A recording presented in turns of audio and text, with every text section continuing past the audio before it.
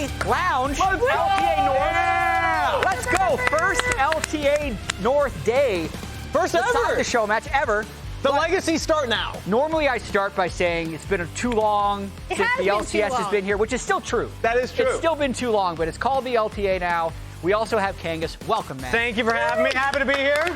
Hello, everybody. In case you don't know, I used to go by Sir Butt Kick back in the day, so shout out to the OGs that remember that. But I've been in the NACL scene for a while. Happy to now be on the LTA for the first ever kickoff. Yeah, you'll be casting the second series today, and you're here the entire pre-show with us. Rub his head for good luck. Yep, it is good luck, I'm actually. not doing that. Rub his head for good luck. He doesn't want the good luck. You Here we can go. rub his head for good luck. Well-known fact, everybody. Okay, I hear Azael denies this from everybody, too. Like, he doesn't I can let you feel do it. the luck radiating off of you now. He's trying to hoard the luck, so I love the fact that you're more generous. He's a world champ, so, you know, it explains how he did it, right? Unfortunate. In other news, the LTA North is a combination of, or the LTA in general is a combination of LCS, CBLOL, and LATAM. They're now combined to form the League of the Americas. What are you excited about most, Kangas? Well, I'm excited about the merger. I know that some people hot or cold about it, but what I like about it is that we have a new rival. North America historically was just Europe. Now, look at all these teams that we're going to be rivals with in the southern region or southern conference of the region.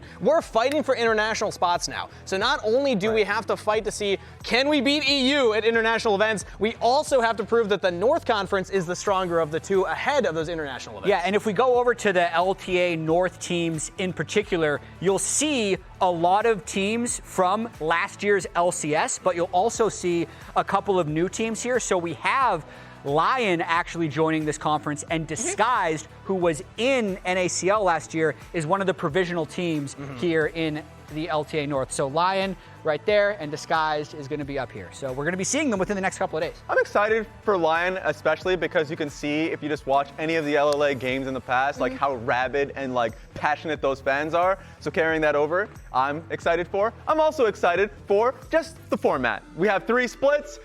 First split, the only split that you should honestly care about at this very moment.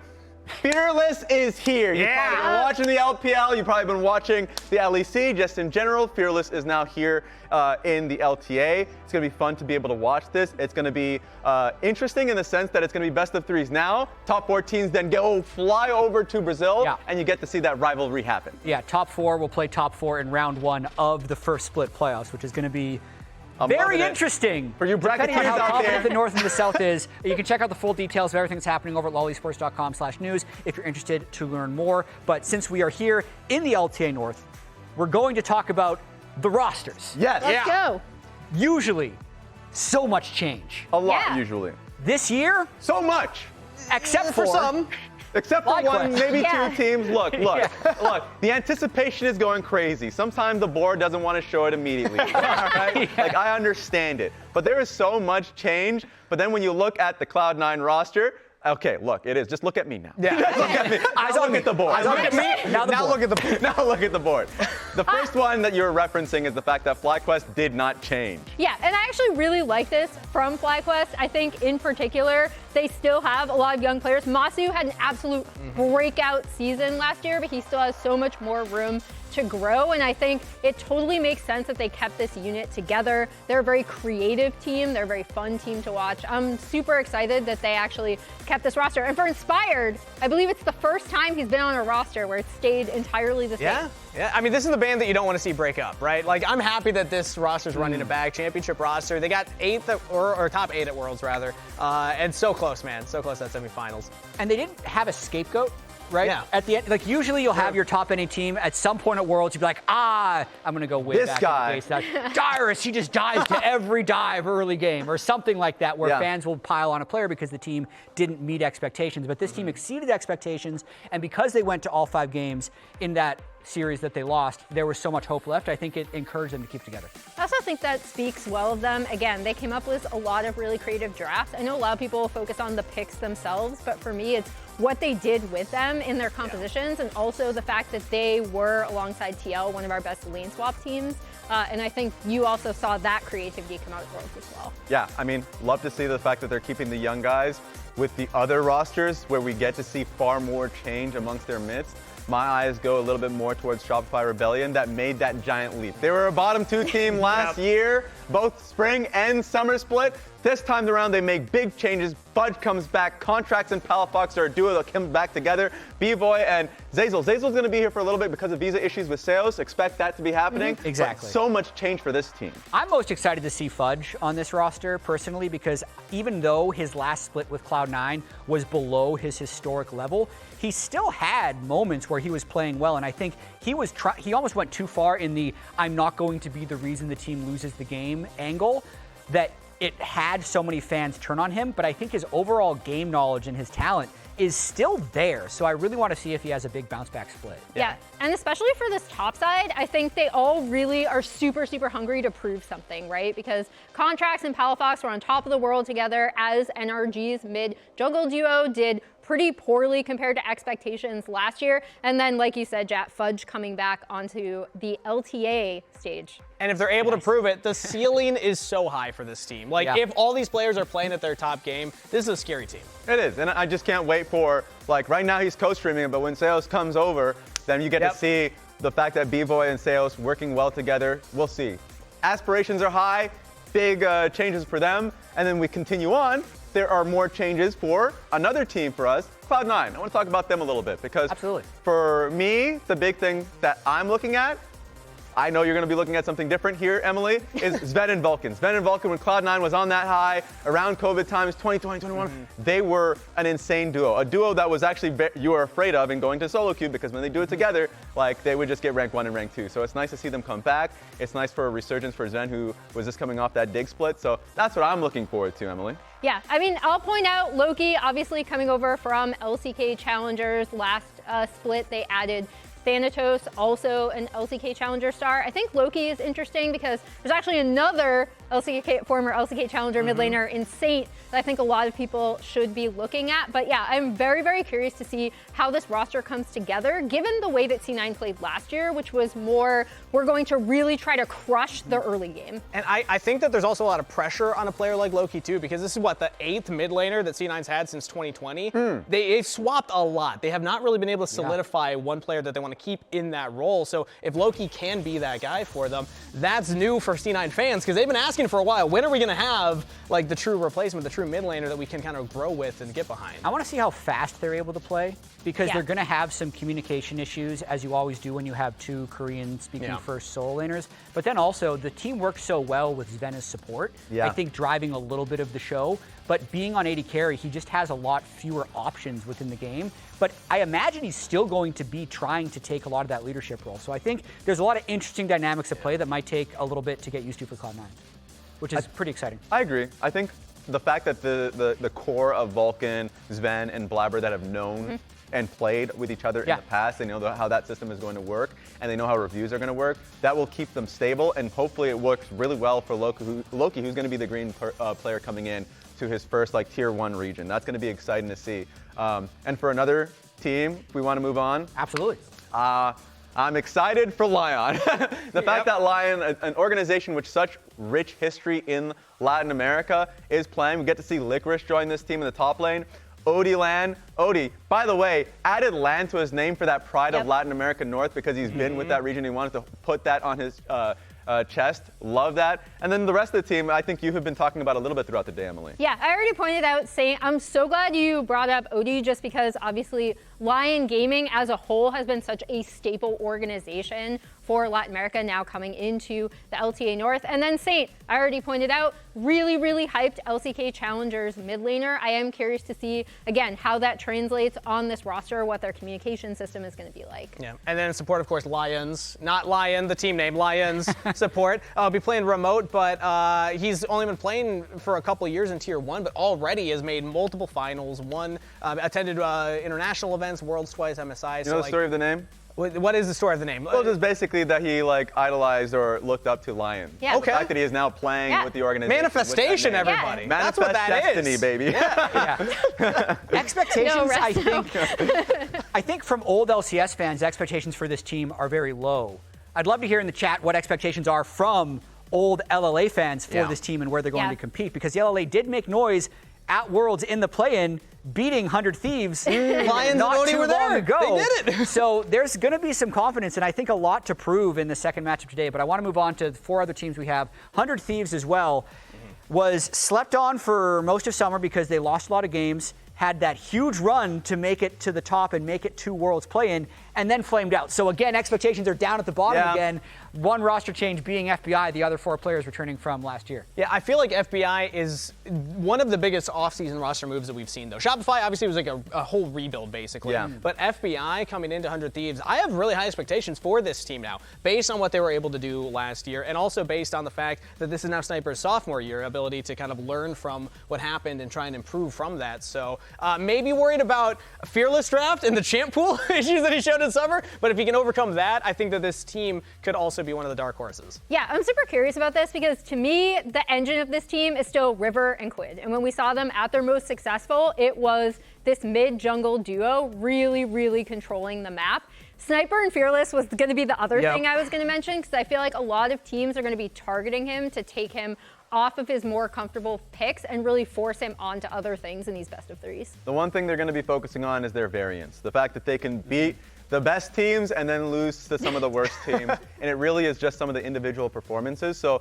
I love FBI just because of his pure consistency. A lot of the times when you look at the team's failures that he's been on in the past, like he's been the one that has been consistent. And by the way, he was the one on the 100 Thieves organization that won a championship with 100 Thieves. So like bringing that winning mindset, I think, is great for them. And it's an oceanic bot lane. Look, so, like they're speaking Australian to each other. The rest of the team can't understand. Yeah, there's no language barrier. No one understands. They need a translator. Insert lane swap joke about being upside Yeah, down. exactly. Never heard that before. They got spooks in the coaching staff who can translate. So there we go. there you go. Sorted. But talking about the variability and they can lose to the bottom teams, if you lose twice in this format, you're out. So that could be a concern as well for them. Man, Sniper is, to me, still such a personality.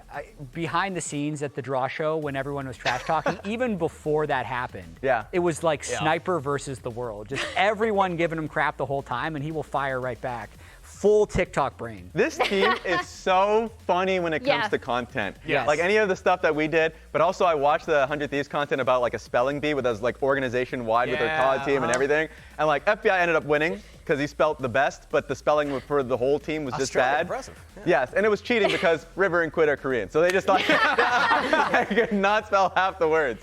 So, but it's like, it's just a fun team. And you can see it when you speak to Quid. He's like, he still sees his Sniper as like a child. Like stuff like that will make this team lovable. Okay, next team, DSG, the provisional team from the NACL. Abadaga is a face and a name that I didn't know I'd be seeing again in North America. He's back. He's back. Yeah, when's the last time we saw him in North America? Was that also the last 100 Thieves championship? I gotta say 2021, when he did win the championship with FBI over 100 Thieves. Yeah.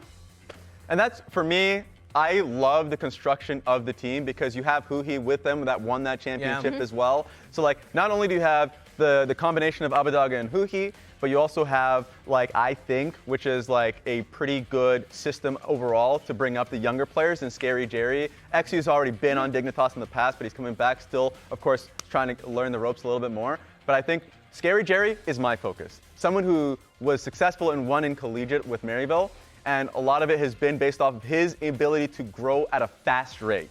So, like, you're working now with Hwei and Abadaga, and I'm sure like the team is going to be giving you feedback. So throughout the split, I think this is a team that will be growing quickly. Yeah, winning NACL Summer on Dragonsteel, which Maryville basically same thing, just the naming for it. But Scary Jerry's a player that, I mean, even the teams talked about this on Pros. I believe it was talked about that Scary Jerry, he has the ability to carry games if you play through him. We saw this at NACL with his support Zyko. They could get big leads and he could run away with it. But also, if he's a behind in a game, he looks like a different AD carry. So I think that's going to be the struggle of DSG is can they get Scary Jerry into a comfortable position? That's really curious that you say that because the player that I'm looking at is actually XU. I thought he had a really interesting game plan when he did play on Dignitas, especially with the Tomo Isles bot lane. We saw that he was really, really well aware to play around that bot lane. So if they implement a similar strategy with XU, Scary Jerry, and Hwei, it could be interesting. There's a lot to talk about with Disguised, even though they're below a lot of other teams in the power rankings. We're showing these teams in the order with which they'll take the stage. So next team is going to be Team Liquid, which is the second matchup tomorrow. And until a minion killed their Nexus, it felt like they were the best team. They were on top of the world. The LCS. They were on top of the world, and you're right. It didn't work out at the very end of it. But my eyes go towards Impact. MVP of last split, right? He was so good, especially this team was really smart macro-wise. It felt like they were the team that was the most creative when it came around lane swap meta. You enjoyed that a lot. I did. And of course, like I think the younger players in Yon and APA were the two players that developed the most. APA was the best mid laner last year up until playoffs. I felt like he was somebody that was able to succeed a lot based off multiple different champion pools. When it was an AD carry meta, he did well. When it was a mage meta, he did well. And Yon, I felt like Yon and Core JJ just the best bot lane in the league at the time. I'm actually super curious because I know Jat has talked about this with Impact in Fearless because I feel like he gets knocked a lot of times by the community for being like, oh, you can't play like the super OP carry picks, but he has so many things in his arsenal that you would not think that he just has. But I feel like we're going to see him whip out a bunch of really random picks in Fearless that could end up popping off for TL. I also want to point out Umti is a dark horse. I know, yes, he was on Sejuani and Maokai duty previously, but he can play a wide variety of things, and he can be very fun on those picks. And I think the thing that people aren't talking about with Fearless is because you can only play each champion once, he can still play both Sejuani and Maokai. True. And then the series is over because they'll have thought of it that way. So you don't have to worry about it. Okay, last team we have to talk about is Dignitas, and I think they have a lot to prove. Surdy is the one who I got to talk to on pros. He's very confident. He is a very confident fellow. I love that about him. I mean, he pretty much did it all. He won in collegiate with St. Louis University, and he ended up winning in Tier 2 in NACL with FLYQuest Challengers. He got like a rank 1 with an absurd, like I think it was the rank highest. 1 and 2, yeah. True. But the highest LP you can get at that time was like he was doing homework 2K. on the side too. He was just like studying for calculus while playing lane. When I read that article, I just could not believe it. That was crazy. But like even just talking to the people in his camp, it's like, surely he gets a team after ticking all of those boxes. Yeah. And finally he does. And I'm so happy that he's here in LTA, that people finally get to see Surdy, because I've gotten to cast him for 2 years now, and we've been saying at the NACL level, like 2 years ago, he's probably ready to promote. I know that he's a little more humble about his ability and his skills, and he was saying he's happy he had that extra time to develop. But I personally would have loved to see him last year. I'm happy that we at least get to see him now, because you can't prove anything else. He has done everything that you can do before the LTA level now. And Impact as his first opponent. That's going to be interesting. Yep, that's going to be tough. I'm really excited to see Surdy. One thing I do want to point out, people, that is not a mistake. Lyra is substituting because Shaden is having visa issues, so he will be the starting jungler for Dignitas, but currently Lyra is going to be stepping in, which is really interesting because even though he hasn't played in pro for a while, I remember when he was like 1v9 on Envy. And I wanted to point out this because I actually think when talking to players last year, and the year before, people were like, Tomo and Isles are sneakily very scary bot lane together, and reuniting them I think is going to be pretty interesting. And I'm also looking to see, with Surdy being able to play a lot of the carry picks that he likes to play, what they're going to do with this bot lane, because this bot lane also really loves like 2v2 hard pushing bot lanes. Yeah, a lot of unknowns. Yes. And we're going to have best of threes between each team, and if you lose 2 best of threes, you're going to be sitting until the start of Split 2. So Kaney whooped us at playing, so I'll remember that one. Interesting right out the gate. We also have a tailgate here for the opening weekend. And Raz, you were outside earlier this morning to check it out. Was I? What did you do? I don't remember. What did you do? That was like Wait, he actually an probably hour doesn't ago. remember. What's up, guys? Raz here. I'm here for the first tailgate of the LTA North Split 1. Guys, it's beautiful. We've got crowds here, fans coming in for day 1. Check out that. That's Dignitas. If you want to come in here and just practice your Baron throws, they've got you covered. What's up, brother? Let's keep it going. Sadly, the punch bag, I would have loved using that one. It just got set up now, so I'm sure in a little bit people will get a chance to try it. On this side, for Team Liquid Honda, they've got a axe throwing competition. We tried that when it was inside. It's pretty nice. Let's see what we're able to get here. Ooh, close. Look, I was worse, all right?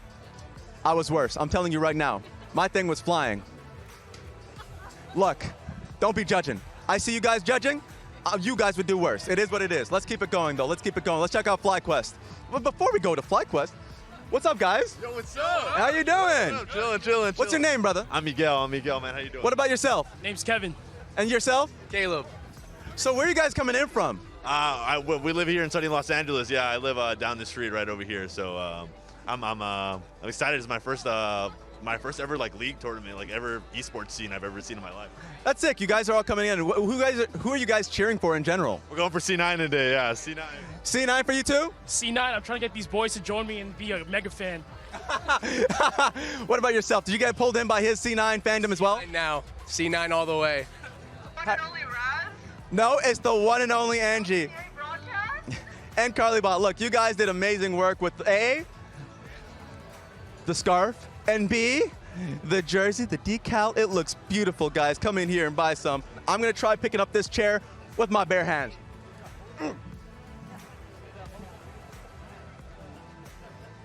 Oh! I can't do it. I can't do it. Back to the lounge. Back to the lounge. I can't do it. You picked it. Wait. You picked it up at the end. I did not. I literally didn't. I could Wait, see really? it. It fell. It fell instantly. It fell It up? has to be leveled. It Do actually we has. need okay. to have Okay. another push-up competition? No. Oh, I would like to see I don't that, want to hear actually. it. Look, I have I more beat weight him. to push You up, did? sadly. Yeah. But like, you have to pull it up from the bottom and keep it stable. I'm not doing That's the first part of tough. that. All right. I couldn't If do we it. bring a chair over, I'll show you how to do it. But Yeah. at least you got the donut. I got the donut. At least you got the donut. I got the That's donut. good. That'll help with the nice. chairlift. So, Any calorie To the side. Thank you for shaming me. He burns so much running around. no, it will. You need to have calories in order to build muscle. Yeah. So, split one is going to be Fearless. And this is the bracket. The only confusing thing I'll show about this bracket is obviously the winner of this goes there, but the loser of this matchup will cross over here, just like the loser of this matchup will cross over there. So it's not just like two of these teams guaranteed go through to the top four. Do that again because I don't think they saw you when you did it. Oh yeah? Yeah, do it one more time. Just The to remind loser them. of this crosses, Okay. and the loser Oh. of this crosses, and you see this that says best of one? Yes. It's more because this is actually for seeding Yes. before they fly down to Brazil for the playoffs. Yes. For the real finals, when you get your Yeah. best four teams, you go up against the best four teams that LTA South has to offer. We're going to be stronger, easily. And then you get to the final event in Brazil, and it's going to be sick. Yeah, North 1 versus South 4, North 3 versus South 2. Essentially, every matchup is North versus South. So it's possible, you know, if the North is superior, that you have four Northern teams playing to the happy fans of the South. I don't like that you're saying if. Well, all right? let's could just happen. play the game. Raz, are you saying what percentage? What are you giving it? Okay, I'll say a solid. 90%? I'll say a 70%. 70% To win chance it's all four. Eh, And they're just That's best wild. of threes. that's in just mind. threes. Yeah, I know before Azael's a got a best of donut, five but- final. Why are we shaking on this? Yeah, what is I the- didn't what- bet you anything. No, but it's you're closer to me. All right, I just want to say, all the LTA South fans, take note. That's no, the moment that you Raz, clip. that's right. That's the moment that you clip right there. Raz, can you actually look I at don't the wanna camera? see any Van Beto Can you just memes say it at all. directly to the camera and I just don't- say we're going to win all four? I don't want to see the Vampeto memes, all right, guys? I'm just putting it out there. But He's look, already seen enough. I have confidence. It's confidence, that's all it is. We should talk quickly about Fearless Draft, though, because Okay. it is something Yeah. that hasn't made it to our league yet. It wasn't in the LCS last split, but it was in the NSCL. It We've seen was. a bit throughout the world. And part of what we tracked last year was, does this increase the number of unique champions that we see? What effect does it have on the league? And interestingly enough, it didn't add that many more unique champions picked, but it just meant that each draft was very different than the last. You're not going to see Corki Azir every single game. That's like kind of the crux of it. And Emily, you have some thoughts on Fearless. Can you get them in a short time frame? No, but we have seen some really interesting things in the LPL and LCK. Specifically, I'd say if you want to look at teams that are doing some really creative stuff, look at D plus Kia, I believe is what they're still.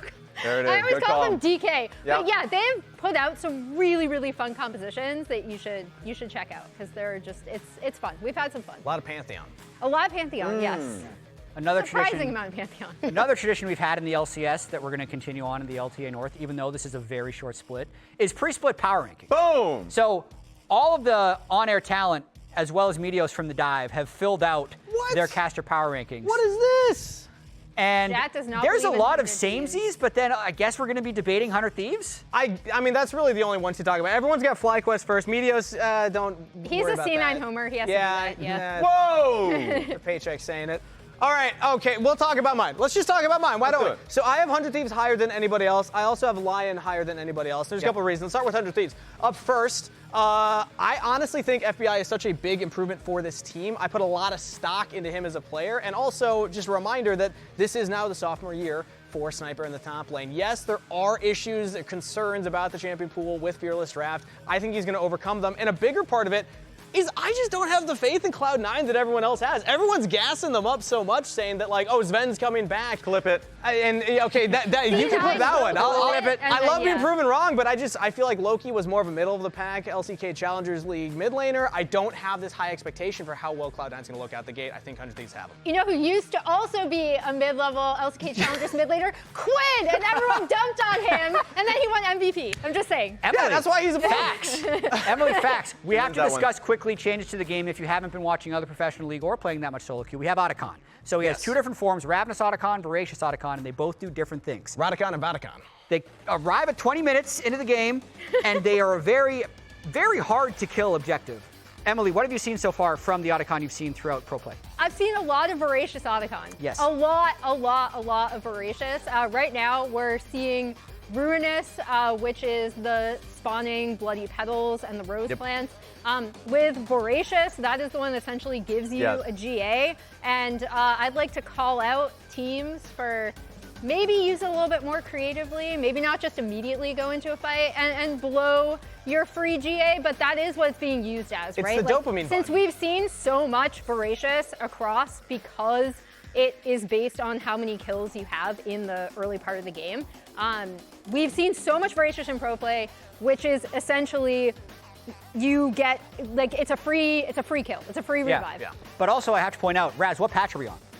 Ooh, it's a new one that just dropped just 2 days ago. The answer is the live patch. We're always on the live patch. It dropped 2 days ago. It was close enough. The designers have said that Voracious will spawn less in pro play. They have tweaked the algorithm because it's basically been completely Who called Voracious. this in our meeting, by the way? Oh, somebody did call I did. Like, it was me. Oh, Emily a little giving herself the medal. Remember, it was me. when I said it. Okay, today, FlyQuest, they are the team to beat. Yes. Yes. Mainly because of how good they looked at Worlds. Not only did they dispatch Team Liquid to move out of the Swiss stage, they nearly dispatched Gen G to make it to the semifinals. Yeah, and I think you could see it as early as their HLE series, where HLE were kind of scratching their heads, being like, what do we even do with stuff like Nunu, right? Yeah. But it's not just the picks, it's the creativity and the way that they can play around them. I do think FlyQuest actually overtook TL as our most creative lane swapping team as well. Lane swaps are still in the game. I regret to inform everyone who's booing me right now on stream,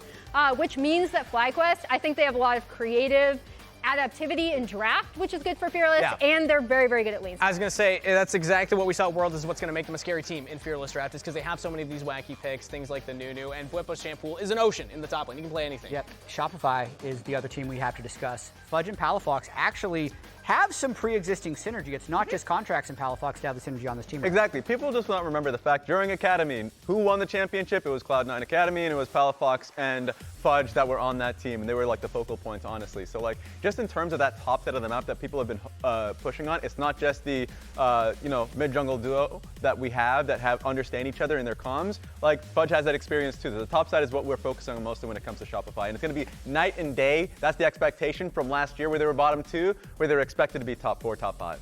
Yeah, and we touched upon this kind of we were going through the roster, but I think it's that top side that's also really, really hungry to prove themselves, right? Like Fudge coming back, he really, really wants to prove people wrong. And then Palafox and Contractz, who are one of our strongest mid-jungle duos at one point, really having a disappointing year last year, especially Palafox. So all 3 of them, I think, are really, really hungry to prove themselves. Predictions very fast. Just call it out, Raz. 2-0 FlyQuest. 2-0 FlyQuest. 2-0 FlyQuest. Oh, God! I technically said the same thing. We'll see if Shopify can shut us up. But FlyQuest with the same roster, even though Inspired said it's not going to help, is probably going to help. They actually are pretty good. He's just Maybe trying we to lower cursed them. expectations. Oh, that's it true. from the LTA Lounge. I don't think I said LCS unintentionally. Yeah, I don't think so. I didn't. But I'll have to check the tape. Raz said it was going to be me. That was intentional. Because it's the LTA now. Kangas is going to be casting later, but for now, we're going to be heading to the stage for Game 1.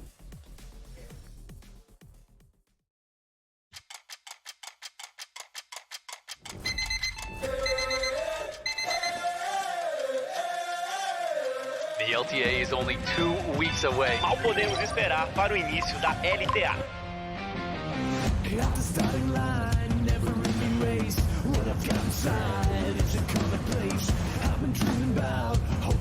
days. Time for dreaming, son. Time to face the sun.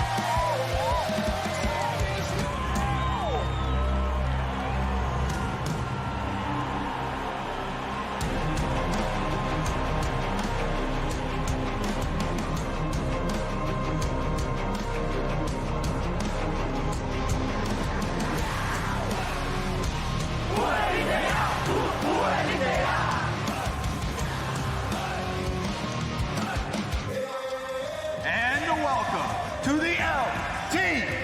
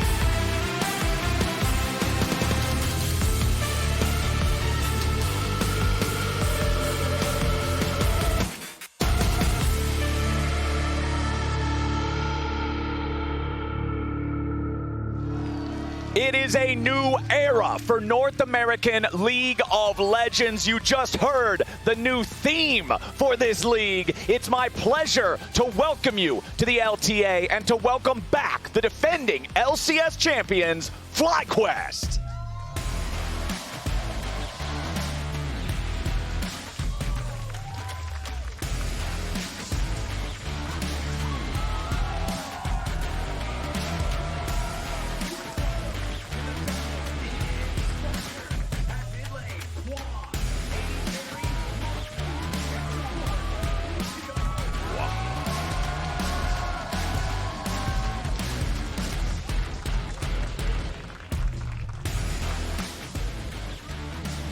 All right, welcome to the stage, to the LTA stage for the first time. FLYQuest, everybody, another round of applause.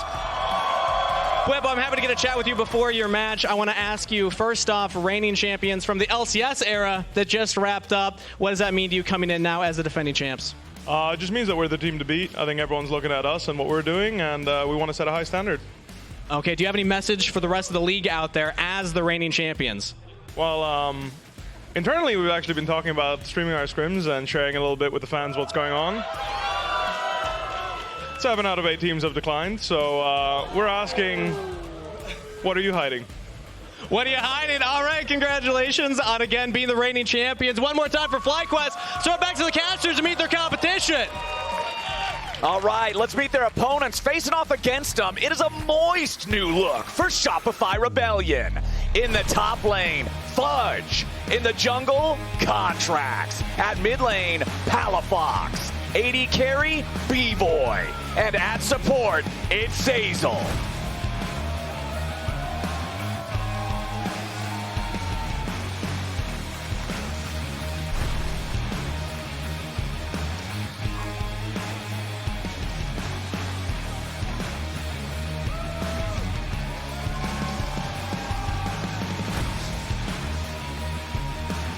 Welcome to the stage, Shopify Rebellion. Fudge, welcome back to the league. I know a lot of people out there are excited about your turn. What does it mean for you to return to the stage?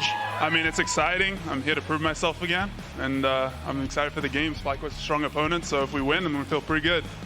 Not only are they strong opponents, but Inspired, I believe, had a quote where he mentioned Bwipo was part of the reason that you left the league to begin with. So do you have any words maybe for Bwipo ahead of your match? I think that was Jack was the reason. I can't blame him, though. I can't blame him. I'm back now, though. Who cares?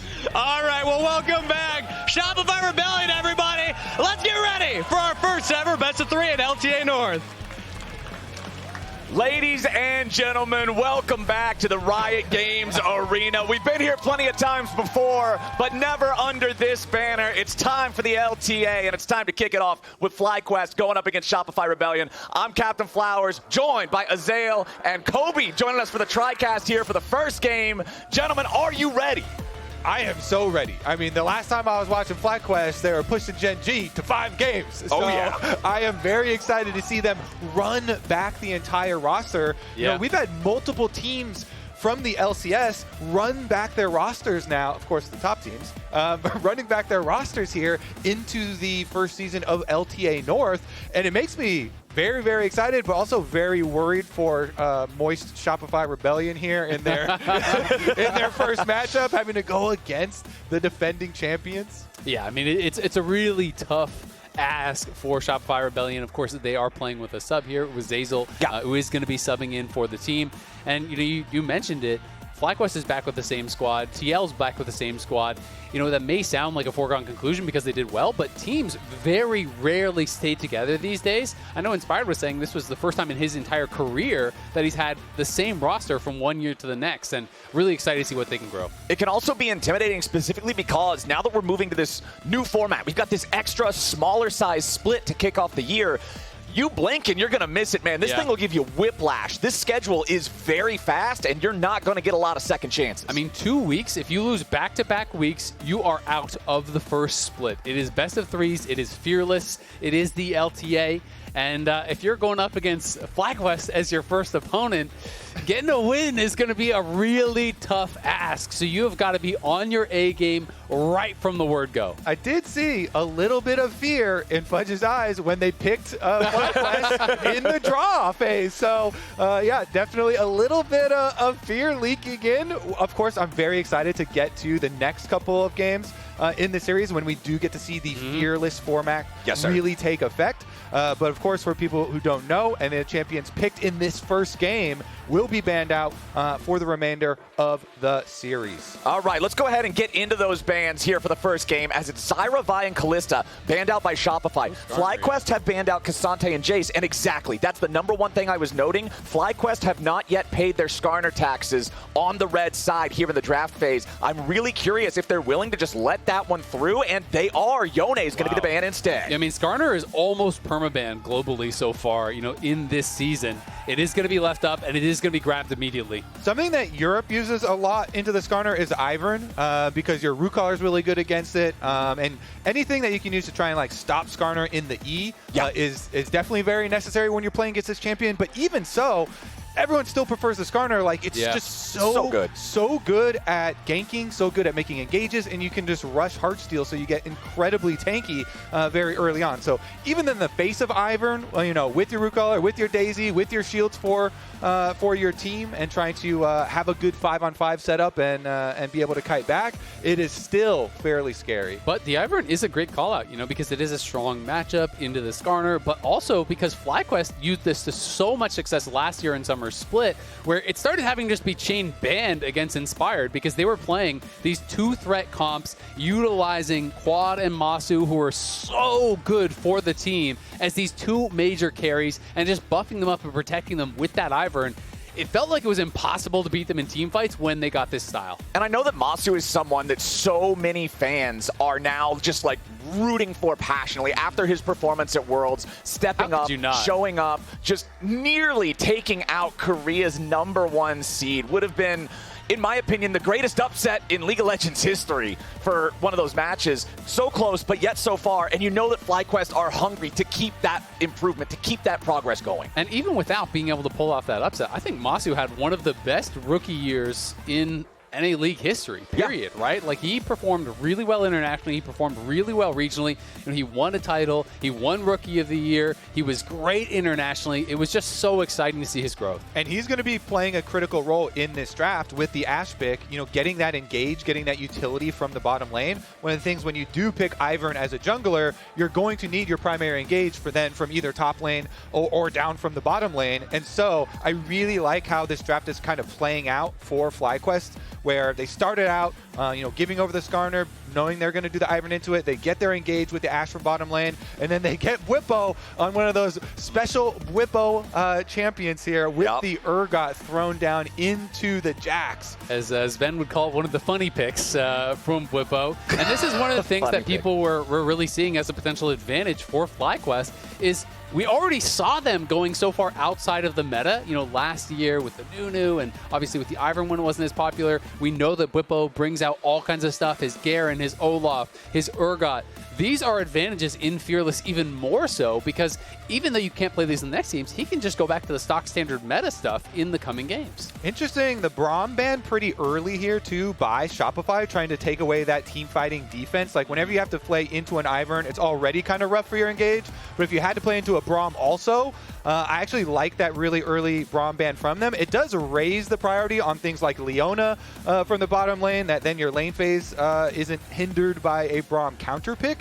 And you would think that they would also be looking at more of these engaged supports, so good little call out there. Makes a lot of sense, and I mean, also when you think back to these Ivern comps, so much of what FlyQuest played with them was double marksman, right? And we are still seeing double marksman sometimes in pro play. You see some Quirky mid, you see some Smolder coming back, especially with Smolder on the new patch, getting a little bit of buff with Infinity Edge, is raising that win rate, so you definitely have to be worried about that potential double marksman here.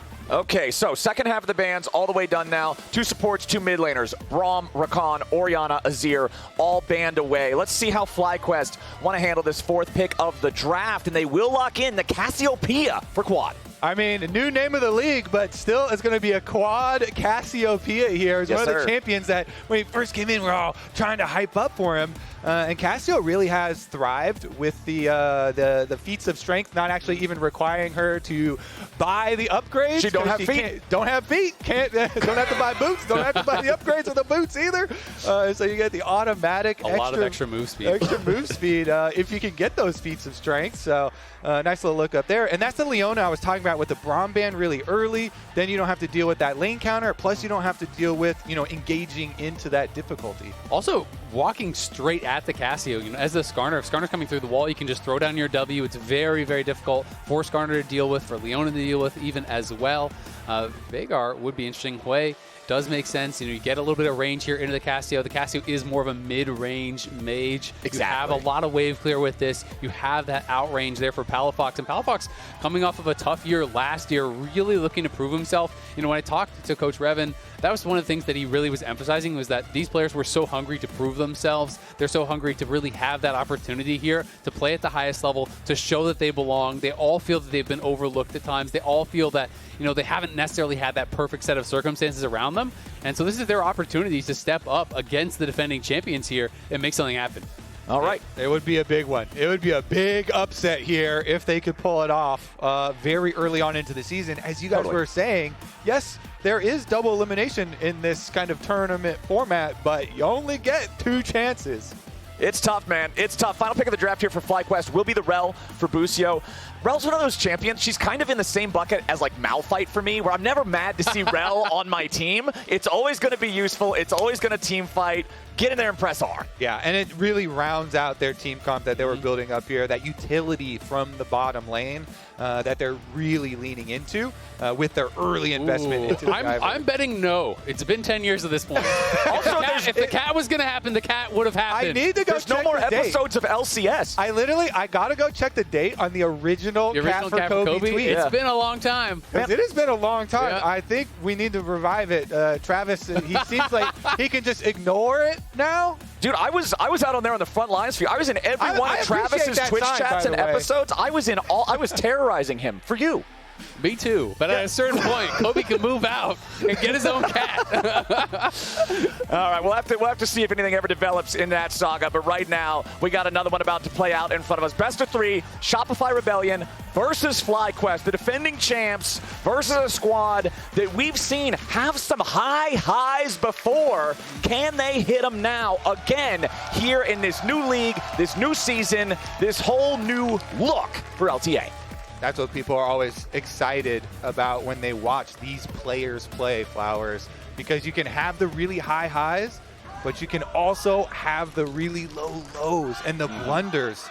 So very excited to see, you've got returning Fudge, returning to the league, Contractz and Palafox kind of getting picked up and like salvaged, staying in the league here, managing to find a new team. Let's see if they've got that magic that they had on energy. We know, Shopify is a team that has that incredibly high. These guys are championship winners, right? Yeah. And Shopify has not been in the league for that long. They have had a little bit of a journey. They did join last year. And last year, obviously, was not the kind of results that they would have wanted to go for. Had a pretty disappointing finish. But, they've been able to kind of retool, change the roster coming into this year. And they've really been looking to try to build on that, to try to move forward here. And they have this exciting new sponsorship and this new partnership where Ludwig and Moist Critical both came in. They're now co-owners of the esports org there. And that, I think, alone has really developed a lot of excitement, a lot of hype around this team. Yeah. It's huge, right? You get some of these big content creators, these guys who are involved in more than just the League of Legends sphere that have all sorts of fandom coming in from different places, and it gets people excited to cheer for a team that they might not have otherwise known about, that they might not have otherwise been invested in. But we are going to see a lane swap here nice and early. Shopify Rebellion sending Zeyzal and Bvoy up there to the top side. Bwipo's going to have to deal with that. Meanwhile, Fudge enjoying the lane swap experience down there in the bottom lane. Yeah, the lane swaps, the changes this season, of course, they did reduce the damage reduction on the mid and top tower, but they also increased the damage that towers do, so they made it harder to dive. Cannon minion also being delayed until the 4th wave means you can't really dive as early on the top laners, and so there's more things this season that allow the defending team of the top laner to allow the top laner to get the levels you need and allow your support to get there even to help you defend with the dives if you want to do that. So this is becoming a bit more normal in that, as you're saying, if you have a bad matchup, you can easily just swap out of it and your other sides of the map aren't quite as at risk. Yeah, I mean, there's really almost no drawback to the lane swap at this point. It's very, very hard to dive. In fact, you'll see almost no teams even try to go for the dive anymore because it does become pretty risky. The top laners get a lot more experience because that cannon wave is delayed. The minions come in a lot faster. You get level 2, you get level 3, and it's so hard to pull this off. And Contractz spotted on this ward here is going to make things difficult for him. We can see that the Rell has already moved out towards top to cover this dive. If this doesn't go well, this will be a disaster here for Shopify. Zeyzal taking a whole ton of damage here from the turret. Bwipo is still A-OK. Busio ready to reinforce him. Zeyzal burning down. Not only does it not work, not only does Zeyzal lose both summoner spells, Contractz was sitting there watching a movie in the brush for the last 60 seconds. Not good for Shopify here on the top side. Yeah, I don't know if it was a very good movie either. It seemed like it was a little bit of a snoozer there. I think both teams were sweating. Inspired liked it. Yeah, Inspired liked it. I mean, honestly, it feels like both teams walk away from that one first play of the new season. They were sweating a little bit. Some things went awry there. Like Busio wasn't able to hit his stun. It would have been way worse if Zeyzal had gotten stunned there. If Busio had been able to hit that Q stun under tower. But because they get out and because the supports both blow their flashes, it feels like both of them kind of walking away like, all right, a little bit of a warm-up there, testing the heat-up power of the new towers. But at the end of the day, it still goes heavily in the favor of FlyQuest. And this is why so many teams don't even bother attempting those dives anymore, because the dive comes, at a time where if you're trying to stack it on the cannon wave, it's so late, the enemy support can roam to match, and it does let Bwipo get to level 3. It's not like last season when we would see people going for, a level 1 top laner who's getting doped by 3 to 4 people. You just can't really manage that anymore. So Bwipo does survive. He has a little bit of an experience lead, has a little bit of a gold lead, but critically it's Inspired who just got to power farm, got to have his way on the map. And it's really interesting, too, because when you hear Bwipo talk a lot about some of his specialty picks, he'll talk about his Urgot scaling and his Olaf scaling, and we've seen him love to be like this mid-game frontline with Asterix Gauge, and when he's got an Ivern on his team, even on Urgot, on basically anything, we saw a lot of Renekton too, where he charges in and starts out a lot of these fights when he has the survivability of those extra shields from items as well as his teammates to go in on. Yeah, 2v2 up here in the top side, but most of the damage absorbed by the tanky support, so not really anything too crazy happening. Inspired is pathing up towards the top side of the map yet again as Fudge wants to brawl with Bwipo a little bit down here in the bottom lane. Isn't going to get the stun with a counter-strike, so Bwipo's still just fine himself. We have the grubs are going to be spawning here in the next 15 seconds with control over the top lane belonging to FLYQuest. We'll see if they want to try to make anything happen here. No, Inspired is hanging around, but they're fine. Yeah, and Shopify is just looking to make plays on the other side of the map here, trying to see if they can find an angle to threaten, because grubs are spawning on top side. That's why the bot lanes are up towards that top side. But having seen Contractz down here, it's going to be an easy start for Inspired. He knows there's not going to be any sort of a contest. And Bwipo is just too healthy to really go for a dive. They don't have the damage to safely 100-0, especially now that he's level 6. Right. The execute there could easily turn around a dive. Yeah, Fear Beyond Death is crazy good at turning those around with the fear plus the execution. So FLYQuest will take this first one. This will be 1 out of 3 progress to their first feat. Reminder, since we are on the current patch, it's not first blood feat, it's first to 3 kills. The feat of warfare. Twitch chat was telling me, so I would remember the right name of it. Thank you, Twitch chat. I'm 100% sure Freak is the progenitor of these feats of strength because he loves the memes there, and you can use both types of feats. But excuse me?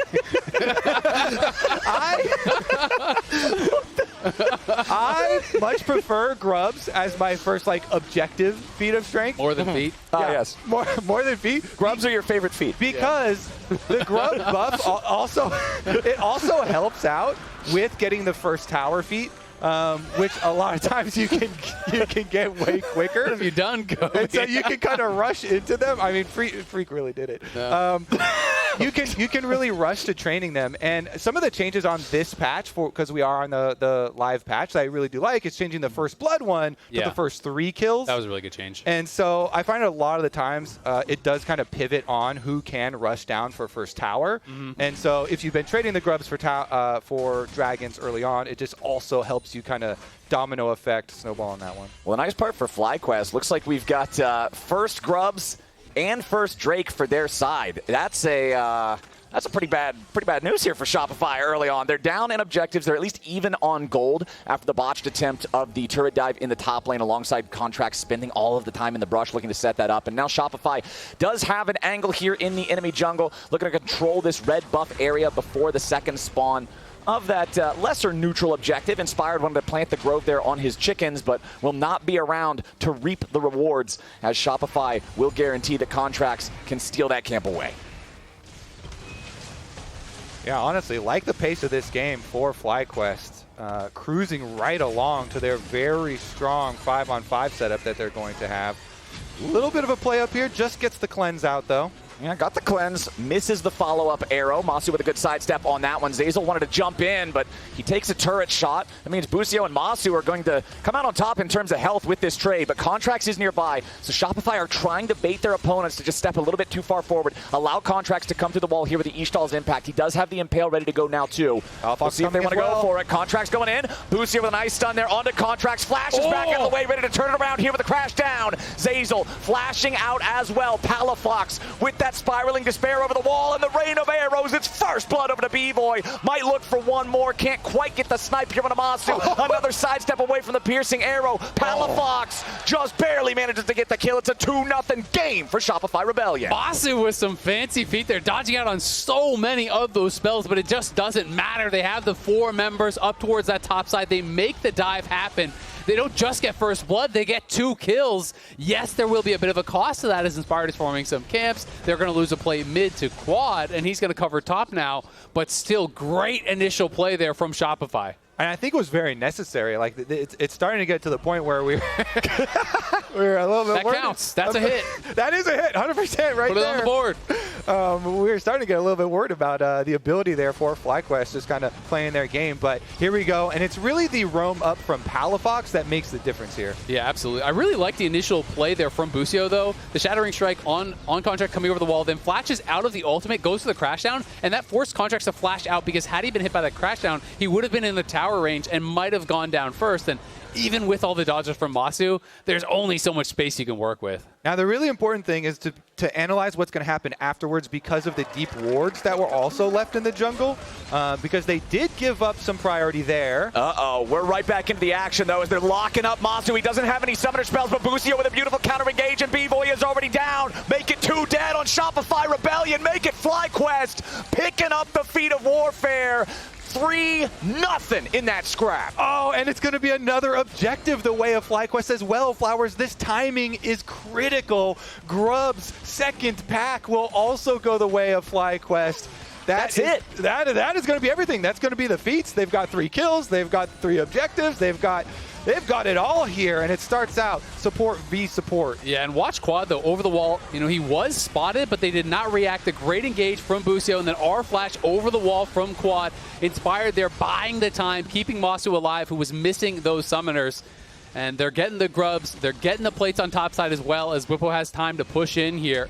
And he's going to be forced to flash, as did have his steering charge there kind of interrupted by Fudge. Did they get all 3 grubs? No, they lost one of the grubs. Okay. So they don't actually get the feat of strength because you have to get all 3 for it to count towards that 3 objective feat. Massive smite actually there from Contractz to be able to get in and deny that, still keep the feats of strength on the table to be able to contest. First turret will have to be claimed by Shopify, and they'll still have a lot of work to do to get 3 neutral objectives before FlyQuest can secure 1 more, but at least it's still possible. Yeah, I mean, Dragon's coming up pretty soon here, so they might turn their attention down towards bottom side of the map. I mean, you already have Inspired's camps channeled over here, so you've got support and jungle already down towards Dragon's side of the map.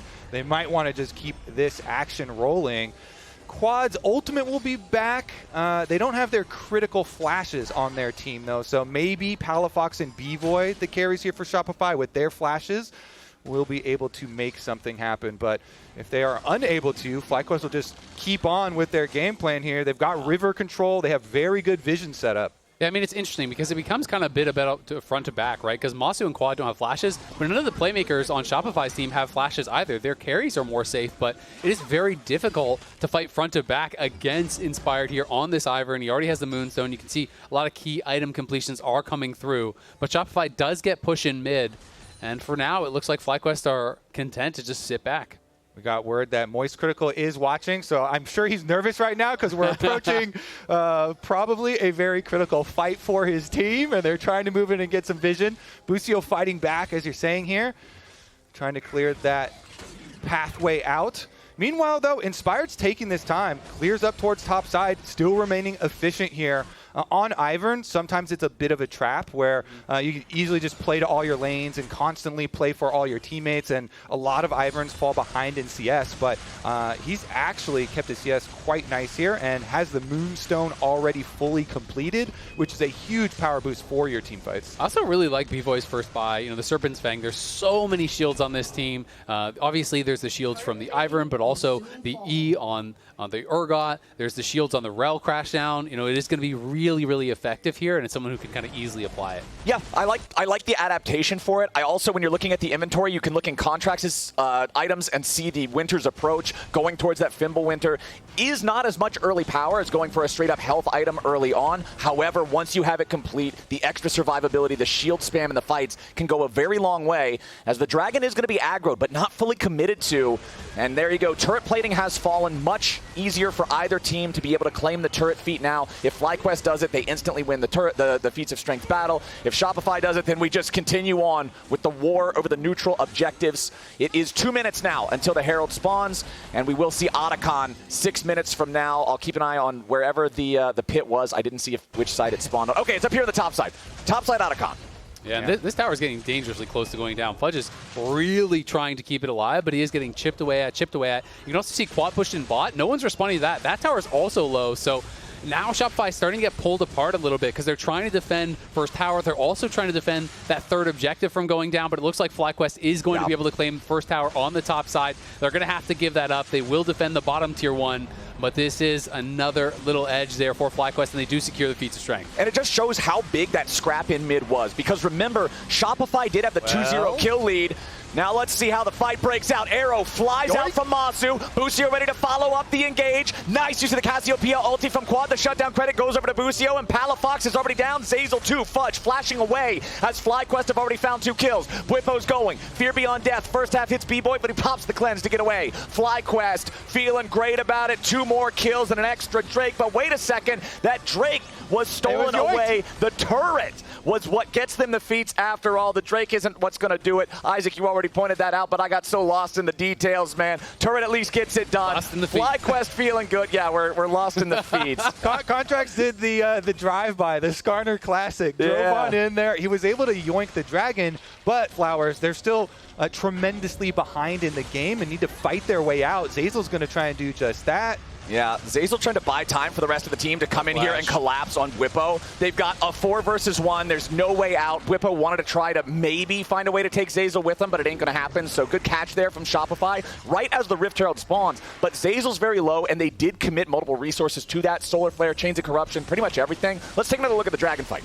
All right, so here we're going to see Contractz drive in on the Skarner, do the drive-by. It's really annoying with Ivern Brush right there, but he was able to get vision, able to steal it away at the cost of all the teammates. And so the kind of giant gold advantage for FlyQuest that is building up, and their ability to force fights with their utility bottom lane here is going to be very problematic for Shopify to deal with for the next like 10 minutes. Seems like it's going to be very difficult because you have a lot of these neutral objectives spawning on the map in quick succession. Yeah. Otacon is not that far off. The 20-minute mark, fairly close for them. So FlyQuest should be able, as long as they continue to invest their vision resources up towards this top side of the map, continue to control a lot of these neutral objectives and try and use that big gold lead that they've already accrued to fight those team fights here and try and take away the comeback possibilities that Shopify have. And it looks like they just want to go for Bwipo again. He is pretty far up in the side lane here.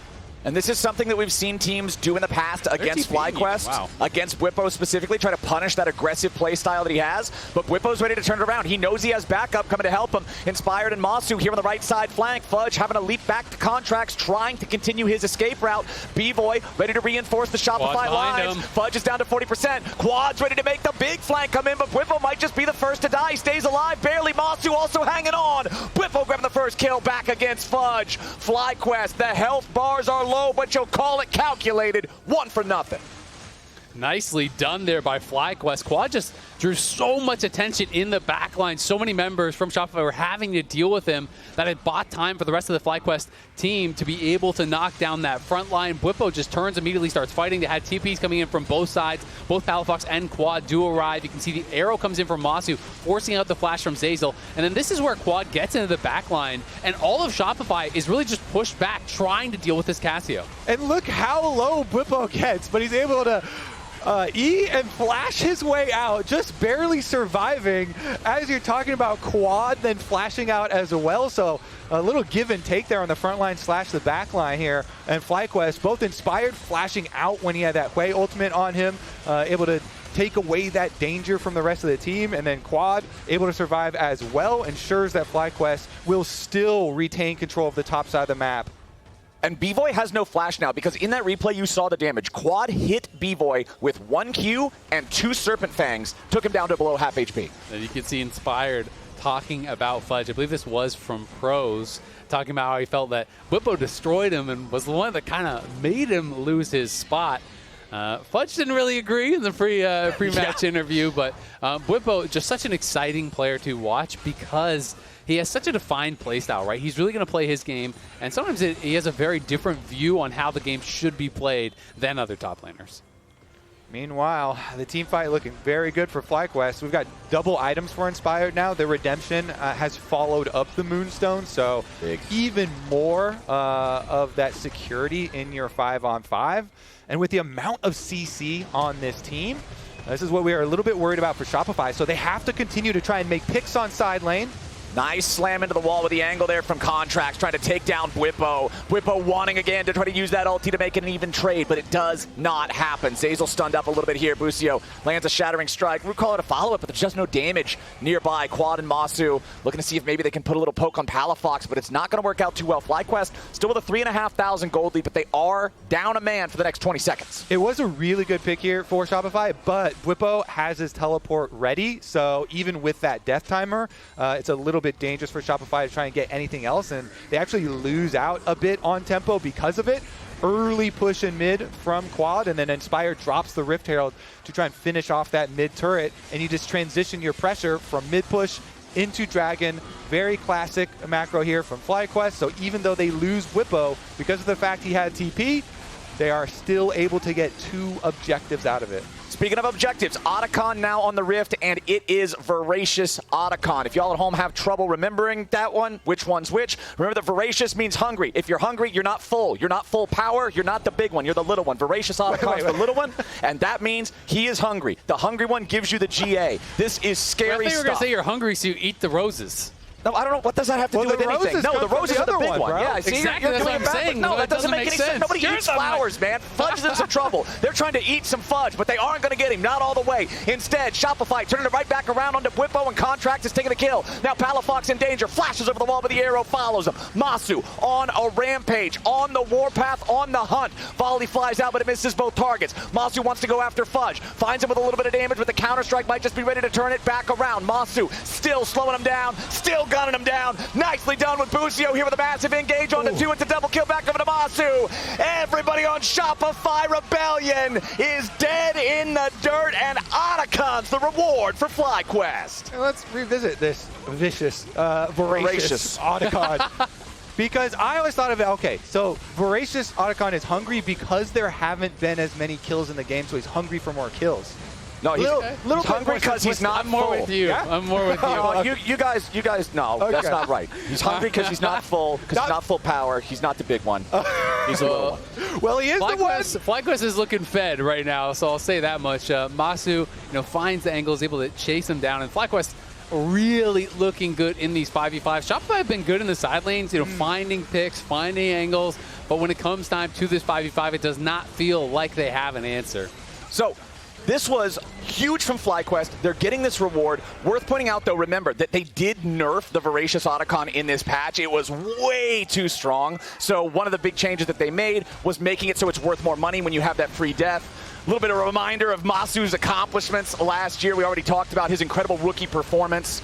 Now here in this game, not slowing down at all. Bwipo finding himself a kill in a 1v3. Yeah, they might pick him off again, but it's not truly a kill as he just gets to withdraw. Busio also withdrawing. So 400 gold given over from both of those.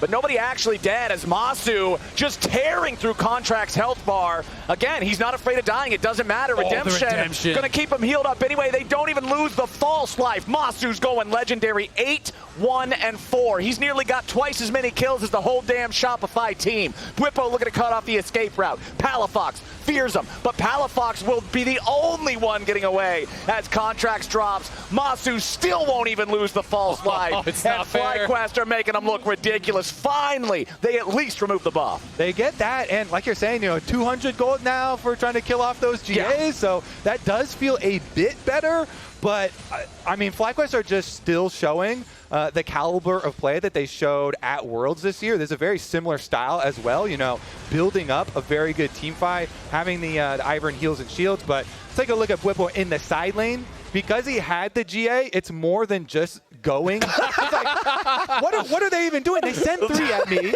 They throw a bunch of ults. And even though they get me, I'm 1 for 1, and I'm only worth 200 gold and a couple petals. I mean, that is the best feeling when you've been getting camped all game. They keep coming at you in the side lane, when they keep picking on you, and then you're able to turn it around in a 1v3 and kill the other top laner. Quad chasing down Contractz. He's in trouble. Yeah, Contractz, this is not where you want to be on that Skarner. Almost no way to get away from it.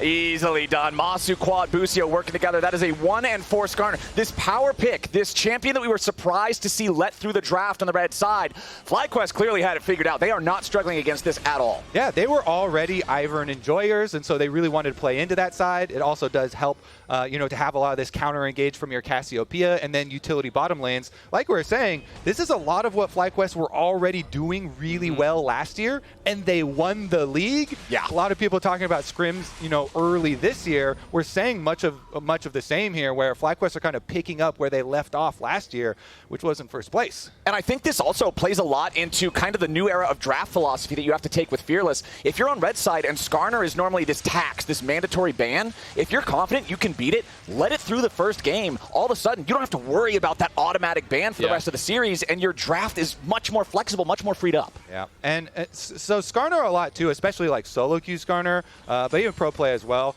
The reason, well, let's see about the desperation play first, because this could be exciting. Okay. This Baron could die fast with Cassio and Ashe this fed. Yeah, this is very scary for Shopify.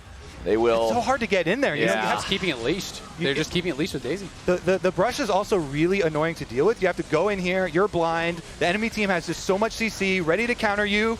And here we go. Busio in for the Magnet Storm. On to 3. They follow it up with a Petrifying Gaze. Shopify tries to fall back, but they only fall down. Quad goes on a rampage, and Massu's legendary. 3 dead bodies on Shopify, and it's about to be 4. Beautifully done by FlyQuest. It's Baron. It's a near ace right after. This has got to be just about the end of the game. What a fight from FlyQuest. They managed that so well, utilizing the Ivern ultimate, keeping the Baron leashed while 3 members kept Shopify at bay. They claim the Baron, they claim the fight. They're going to claim the first win of LTA history. FlyQuest is making this first game go exactly to expectations. They got the feats. They controlled the game from the very beginning. They had Shopify downloaded from draft, and now they're on the Nexus 26 minutes into the game, 19-5 on the board. FlyQuest are up 1-0. And 26.5 minutes on the clock. That was a fast one. And they were just able to really ramp up the pace in these team fights. They were so dominant in the 5v5. They crushed Shopify, it felt like, in every major team fight. Shopify had some good early action, able to find a dive on top side, able to pick on Bwipo a few times. But when it came time to set up for those objectives and set up for the 5v5s, it just looked like FlyQuest, with that draft, untouchable. FlyQuest are also very creative. Both the coaching staff as well as the players. Inspired right there. When he came into the show match, he was all over Fearless. He loves, drafting weird things. So I'm excited to see now the continuation of this series with Fearless rules applied. I will be leaving you, but I'm excited to see how the draft goes. As am I, my friend. We'll see how that continuation goes. We're headed to a break, but as we go, let's check out a message from FlyQuest to their fans.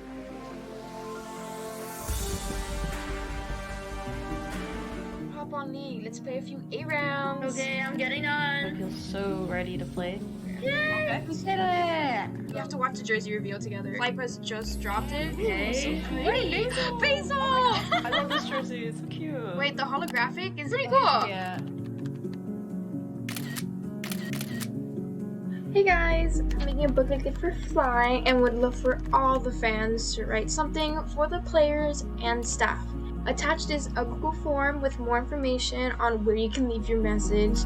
The opportunity of this, whenever I think about the sacrifices my parents made, I feel like I have to push myself forward whenever I make a goal. Oh, it's never over until it's over. It's kind of over, but I really do wish FlyQuest won. They got summer split. Jensen got benched for summer. Ain't no way. For real? Yes.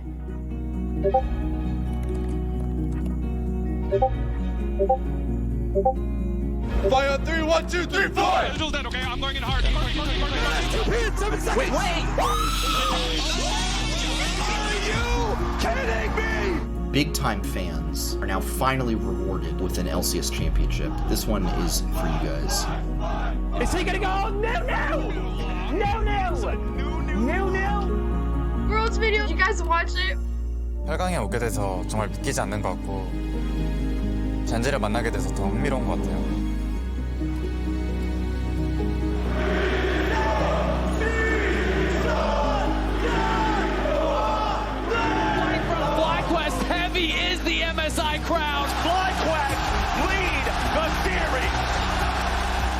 fans have been awesome. The org has been awesome.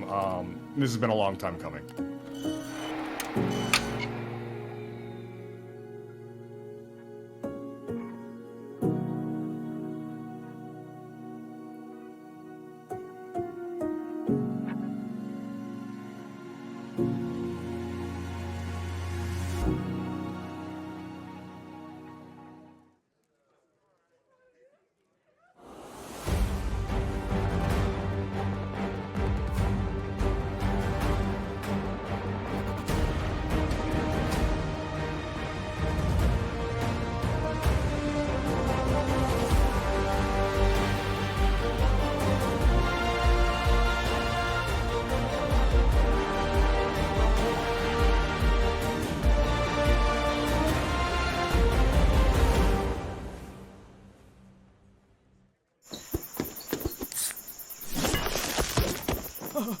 Red Bull gives you wings.